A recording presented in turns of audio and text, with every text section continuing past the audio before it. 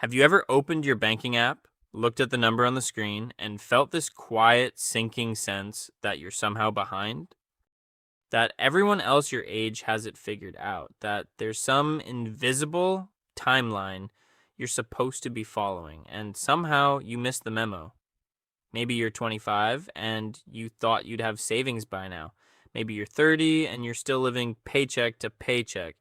Maybe you scroll past someone posting about their first apartment, their first investment portfolio, their first this or that, and something in your chest just tightens. I want you to know something before we go any further. You're not behind. And I'm not saying that to make you feel better in some hollow motivational poster kind of way. I'm saying it because it's actually true. And by the end of this video, I think you'll understand why. Here's what nobody tells you. The number in your bank account isn't a measure of your worth, your intelligence, or your discipline. It's the output of a system. And if that system isn't working for you, the number will always look the same. No matter how hard you try, no matter how many hours you work, no matter how much you beat yourself up about it. You could work twice as hard as the person next to you and still end up with less simply because your system is broken and theirs isn't. That's not a character flaw. That's a mechanical problem. And mechanical problems have mechanical solutions. I used to think my money problems were a personal failing. I used to lie awake calculating how much I'd spent that month, feeling this creeping shame, like I was fundamentally bad with money, like it was some trait baked into who I was. I'd get my paycheck, feel that little rush of relief, and within weeks, sometimes days, it would just be gone. Not on anything crazy, just gone. A little here, a little there. Coffee, a subscription I forgot I had, a delivery order because I was too tired to cook. None of it felt like a big decision in the moment. But at the end of the month, I'd look at my account and think, where did it all go? For years, I thought the answer was to just try harder, be more disciplined, feel guiltier about spending. And for years, that didn't work because willpower was never actually the problem. The problem was that I didn't have a system. I was navigating my entire financial life by feeling, by vibes, by whatever emotional state I happened to be in on a given day.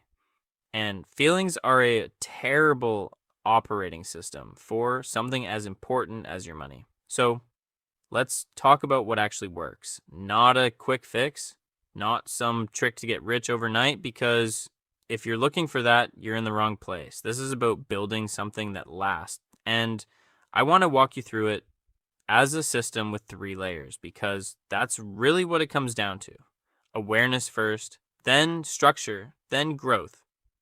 In that order, not the other way around. A lot of people want to skip straight to investing, straight to growth, without ever fixing the leak in the pipe. And no matter how much water you pour in, it keeps leaking out the same hole. Step 1 is awareness. Before you can fix anything, you have to actually see where your money is going. Not guess, not estimate. See it. For 1 month, track every single thing you spend down to the smallest purchase. I know that sounds tedious, and honestly, it kind of is, but here's the psychological reason this matters so much. Most of our spending happens on autopilot. It's not conscious decisions, it's habits, it's emotional reflexes. Stressful day at work, you order food. Feeling a little low, you buy something small to feel better for a second. None of these purchases feel significant alone, but when you actually write them down and look at the total at the end of the month, something shifts. You stop seeing your money as this vague, invisible thing that disappears, and you start seeing the actual pattern. And once you see the pattern, you can't unsee it. That's the whole point. Step 2 is building a system, because awareness alone isn't enough. Knowing where the leak is doesn't fix the leak. You have to patch it, and the way you patch a financial leak is through automation. This is the part that changes everything, because it removes willpower from the equation entirely. Set up an automatic transfer the day your paycheck arrives, moving a portion straight into savings before you even see it in your main account. It doesn't have to be huge. It could be 5%. It could be an amount as small as what you'd spend on a couple of coffees a week. The amount matters less than the habit. Because here's the psychological trick behind this. You can't spend money you don't see. If it's automatically gone before you even open your banking app, there's no decision to make, no moment of temptation, no willpower required. You're not relying on your future self to make the right choice in a moment of weakness. You're removing that moment entirely. Step 3 is growth. And this is where a lot of people want to start, but it only works once the first 2 steps are in place. Growth means putting your money to work instead of letting it sit still.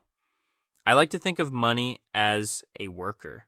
If you leave your money in a regular savings account, earning almost nothing, that worker is sitting at a desk doing absolutely nothing all day, every day, forever. But if you invest it, even in something simple and low risk, that worker starts actually doing a job, slowly, quietly, without needing you to manage it constantly. This is where the idea of a snowball comes in. It starts small, almost unnoticeably small, but as it rolls forward, it picks up more and more, and the growth compounds on itself. The first year might feel like nothing happened. The 10th year is where you actually see the shape of what you built. Let me tell you about someone I think about a lot when I talk about this.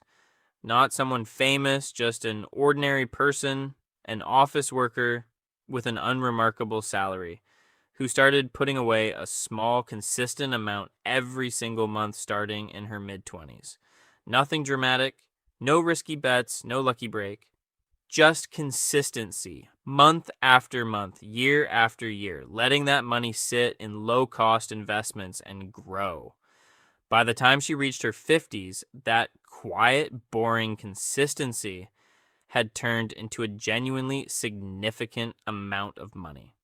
Not because she was smarter than everyone else, not because she earned more, but because she started early, she automated it, and she let time do the heavy lifting. That's the whole secret, and it's almost disappointingly simple. There's no trick. There's no insider secret. There's just time and consistency working quietly in the background while you live your life. Now, I want to be honest with you about the timeline here because I promised you at the start of this video that I wasn't going to sell you some fantasy. This isn't going to make you rich in 6 months. If anything I've said so far felt like a get-rich-quick promise, that wasn't my intention because that's not how this works. And honestly, if someone tells you it does work that fast, be careful because that's usually where people get hurt. What I'm describing is slow. It's the kind of slow where the first year, maybe even the first 2 years, you won't feel like much has changed. You'll be doing the tracking, the automating, the small consistent investing, and you'll look at the number and think, is this really doing anything? And I want you to trust that it is, even when it doesn't feel like it. Because compounding, by its very nature, looks like almost nothing at the start and then quietly becomes something enormous later. The tree you plant today doesn't give you shade tomorrow. But if you never plant it, there's never any shade at all. Before you make any purchase, especially the small impulsive ones that add up over time, I want you to ask yourself one simple question. Do I actually need this, or am I just trying to feel better for a moment? That's it. That's the whole test. You don't have to say no every time. Sometimes the answer is genuinely yes, you need it or you want it, and that's completely fine too. But just asking the question, pausing for that 1 second before you tap buy, interrupts the autopilot. It turns an unconscious habit into a conscious choice. And conscious choices made consistently are what actually change your financial life. Not one big dramatic decision. Just this one small pause repeated over and over until it becomes who you are. I'm not going to sit here and tell you I have this all figured out perfectly, because I don't. There are still months where I catch myself buying something I didn't really need. There are still days where the automation feels less like discipline and more like I'm just tricking myself into being responsible. I think that's honestly fine. Nobody does this perfectly, and if you're waiting to feel like a finished, perfect, financially flawless person before you start, you'll be waiting forever. You don't need to be perfect. You just need to be consistent. So, if you're watching this and your bank account doesn't look the way you thought it would by now, I need you to really hear this. You're not behind. You're not broken. You're not bad with money as some fixed trait about who you are. You just don't have a system yet. And now you know exactly where to start. Awareness first. See where it's actually going. Then structure. Automate it so willpower stops being the deciding factor. Then growth. Let time and consistency do the work that no single decision ever could. Zero isn't the end. Zero is just a start position. And starting positions can always change. Pick one thing from this video, just one, and do it today. Track your spending for the next week. Set up one small automatic transfer. Ask yourself that one question before your next purchase. Small, boring, consistent action is what actually moves the number, not motivation, not shame, not comparing yourself to anyone else's timeline. If this resonated with you, let me know in the comments where you're starting from, and I'll see you in the next one.